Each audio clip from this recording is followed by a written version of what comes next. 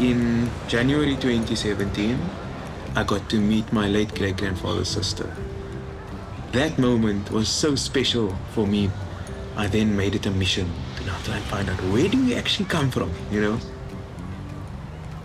There's this generation of slaves, and we are all their descendants. And it's from them that we all connect to each other.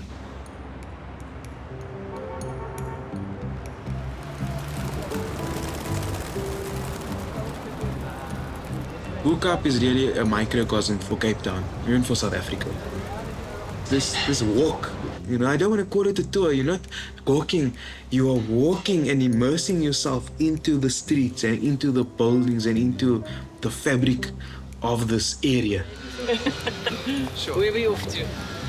So we're going to go on a heritage walk, you know, of the Bo-Kaap, but really exploring the spaces that your ancestors lived in. This is the very first building that was built in 1707 by a settler, a colonialist by the name of Andries Thomas.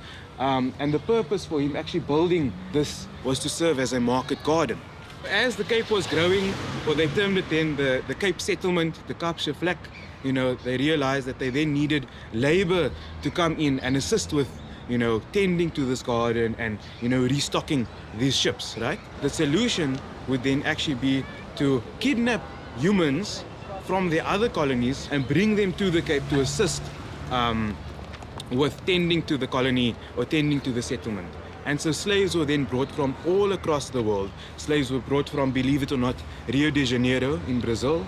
Slaves were brought from all along West Africa, all along East Africa, then moving to India, even moving further throughout, you know, Southeast Asia, Indonesia, parts of Malaysia, Singapore, Thailand. So virtually all across the globe, the Indian Ocean and the Atlantic Ocean, slaves were being brought to assist with this growing settlement at the Cape.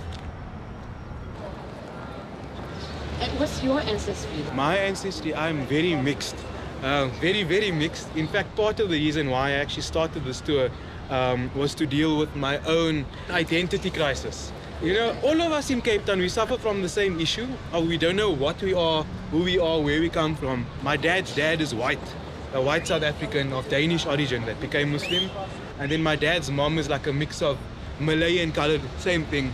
And then my mom's dad is straight from a village in India. And when I was 17 years old, I went to India, to our family village, and I met some of my family there, and that sparked me to come back and actually do archival research on my family.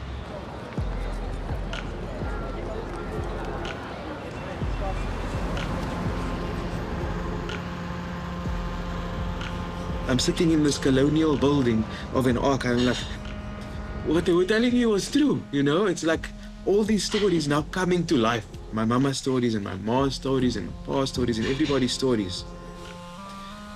That feeling of discovery, I think, just got me hooked. And I just went on this chase of trying to find as far back as I can on all these different sides of my family, you know.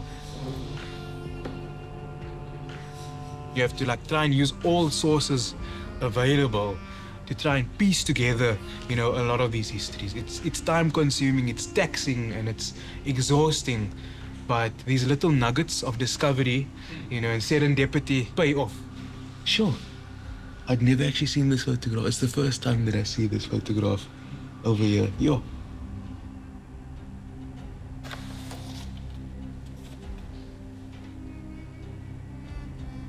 I wouldn't say I'm the most emotional person, but there's probably been one or two times where I've been looking for something for years and I could never find it. And I'm going through a different batch of documents, and as I'm paging, there it is, to my surprise. And I actually had a tear or two in that moment, because you become so invested into this life. You exist mentally in the 19th century. And to make these discoveries, it's as if you were there yourself, witnessing this. And the emotions on the page, you know, you embody those emotions in this present moment. And sometimes from sadness, you know, reading what happens to the slaves, you know, being broken on the wheel, limbs being torn off, you know, watching your compatriots being beheaded and tortured, So although there is the positive side of the discovery, there's also the pain of reading what happened to my people, my ancestors.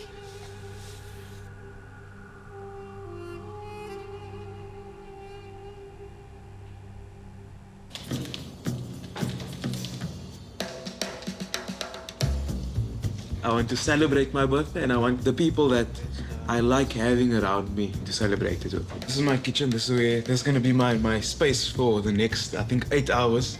I guess my star is the chicken biryani. I need to soak that rice. I need to cook my meat because I need to get this thing into the oven. Hi, Salam. Thanks for coming.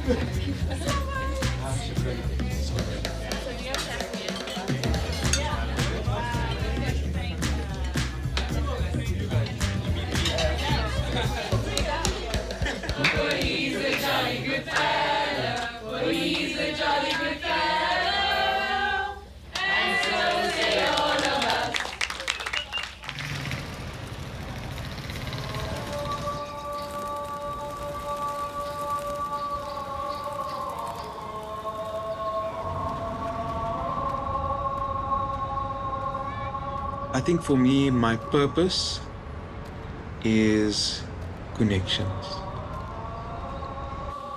Connections of love, connections of sharing, connections of heritage, connections of religion, connections of food, connections of language, connections of politics, connections of every kind is what makes us human.